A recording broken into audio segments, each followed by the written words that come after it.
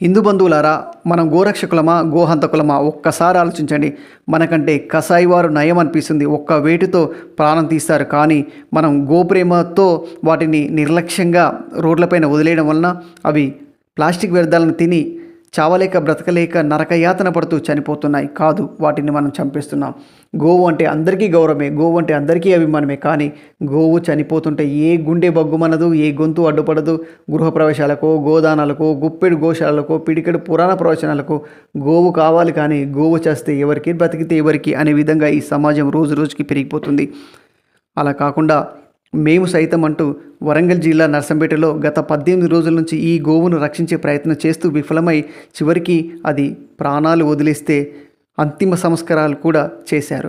కొంపెల్లి రాజు బృందం, కొంపెల్లి రాజుతో పాటు నర్సంపేటలో ఉన్న మార్వాడి మిత్రుల సహకారం మరవలేనిది. వీరు కమలేష్, దినేష్, అర్జున్, అదేవిధంగా వెంగళ సురేష్, దూలం లింగమూర్తి తదితరులు వీరందరూ దీనికి అంతిమ సంస్కారం చేశారు. ఈ విధంగా అందరం కూడా గోవుని రక్షించే ప్రయత్నం చేద్దాం. ముఖ్యంగా గోవుని రోడ్లపైన వదిలేయకుండా ఉందాం.